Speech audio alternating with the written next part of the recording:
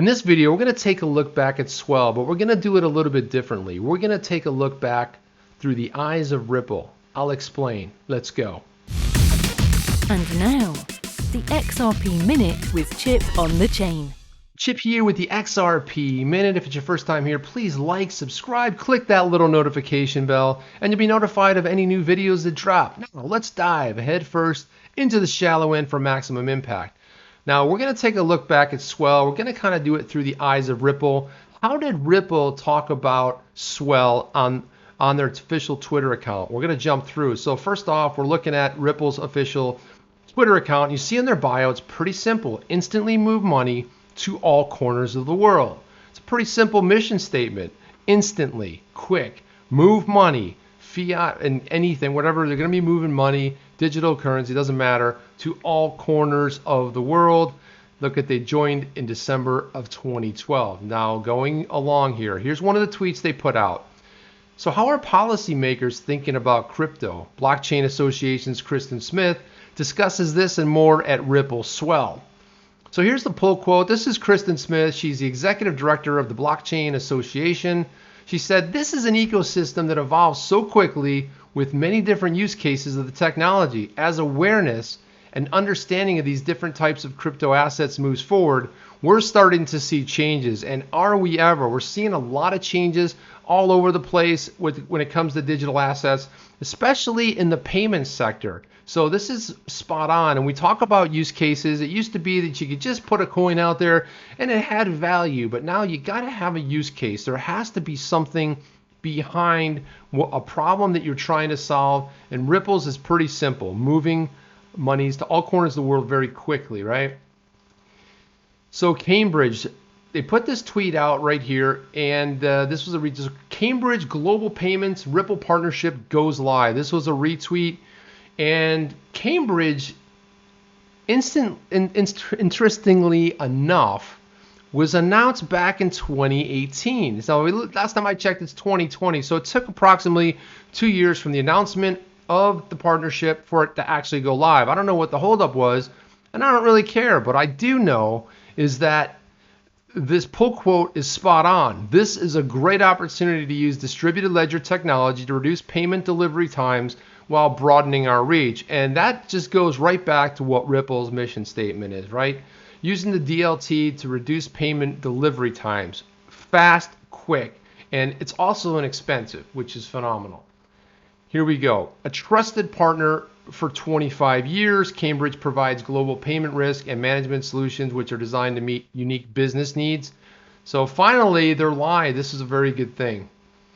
Moving along. This was another retweet. At Ripple Swell, Saab Bank was awarded the Blockchain Innovation Award for leading customer impact, leveraging RippleNet, transforming its customer experience, bringing speed and certainty. There you go. What are we seeing? Speed, payments, movement. Congratulations. And there's just a nice little Customer Impact Blockchain Innovation Award. Now I went over to their Twitter, official Twitter account here, and I translated it from Arabic. So they are based they've been around for 40 years now. They are based in Saudi Arabia. And there they are right there, sabb.com.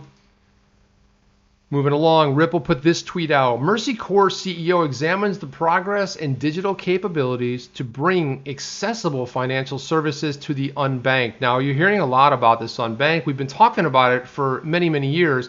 You know, one of the things that if you live in a country where banks are everywhere and on every corner, you got to remember that it isn't the case in a lot of parts of the world. And we think, well, come on, how many people don't have a bank? How many people are unbanked? It's a way larger number than you might expect. So at Ripple Swell, the CEO of Mercy Corps, Ms. McKenna, she said, "We're living in this unique moment in history where digitization and other emerging technologies have the potential to radically transform the existing financial system and create revolutionary new pathways for inclusion." And part of that inclusion has to do with the unbanked.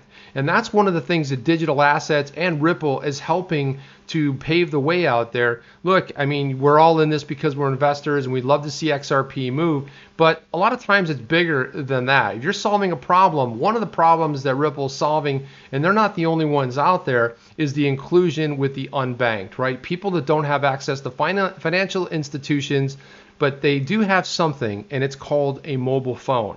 So that is one of the things that's going to give them a leg up in the digital asset realm. Ripple put this tweet out. Mercy Corps takes the stage at Ripple at Swell to discuss how it's expanding financial inclusion, increasing economic empowerment. So they put out this blog post on ripple.com. I'm going to jump into this one section here. In partnership with Ripple and RippleWorks, which was a nonprofit, was founded by Chris Larson, which supports social ventures across multiple sectors. Mercy Corps Ventures will support solutions that leverage digital financial technology, such as distributed ledgers, digital assets, cryptocurrencies, to bring large numbers of people in emerging markets into the global economy over a 3-year initiative. It's pretty exciting what they're attempting to do here. 3 years, that's a lot to get done. Ripple's been working with Mercy Corps Ventures to define pilots and invest in early-stage fintech startups in the global South and Latin America. Ripple's contribution will also be used to support the education of Mercy Corps' field staff working to address the financial challenges faced in these regions. In doing so, they aim to reach at least 10 million people in the next decade. So it's really phenomenal because the existing financial system is really fragmented, antiquated, and exclusionary. There's about 1.7 billion people that are unbanked. That's right, 1.7 billion people. You know, you were thinking, I don't know, maybe it's 1 million people, maybe 1.5 million. No, it's 1.7 billion people unbanked, disproportionately excluding, I should say, women. So these emerging fintechs and cryptos have the potential to radically transform it. Again, this is one of the other reasons that I love what Ripple's doing as a company. They're not a company that just says, hey, money, money, money. They're trying to expand, and they see that there is an opportunity to bring financial inclusion. This is Mercy Corps' website. Now, this is some interesting stats. 29 million people benefiting from their work in 2019 alone. There's 40 plus countries where they work today. Almost 6,000 team members around the world, and 85% of those team members come from the countries in which they work. So they're doing some good stuff out there.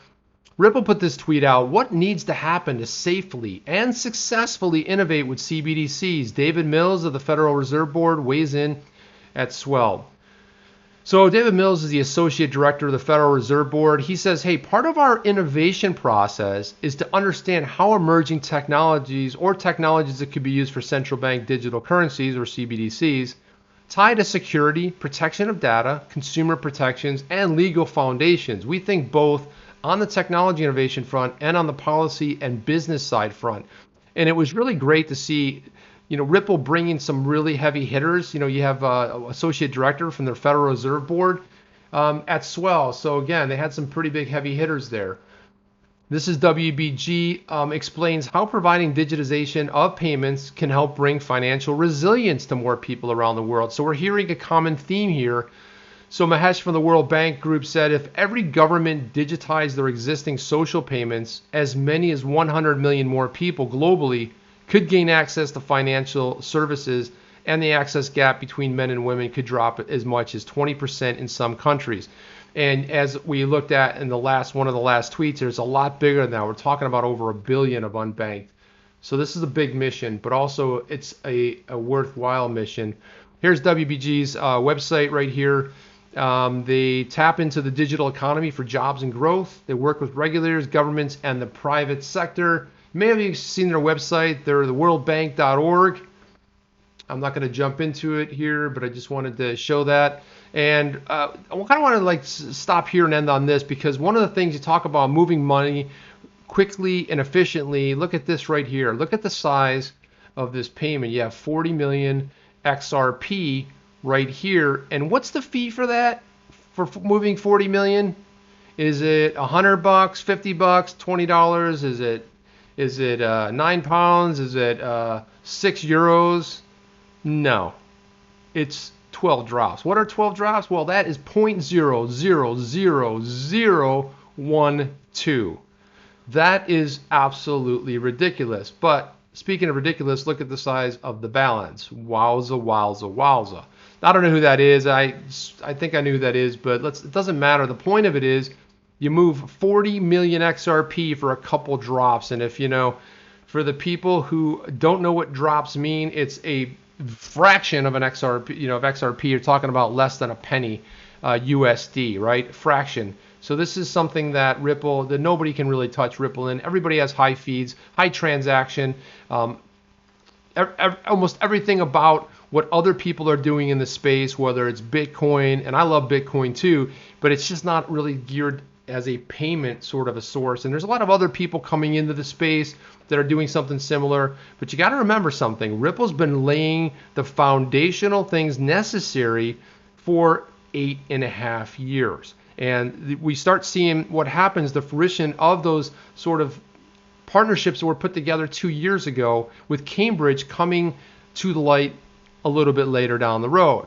And it's really good to see. It's interesting to see how Ripple's approach was on Twitter, on their social media account, and some of the things that they spotlighted. There's a lot more that went on, and a lot of people covered it in the YouTube space and on some of the great researchers on Twitter. But I like to look at it from Ripple's eyes. This is their messaging. This is how they want you to view it. And I love the fact that they're not only portraying the one side of what they're really good at, they're talking about the financial inclusion side. And I think that's important, especially when we're bag holders in XRP. It's something phenomenal to see.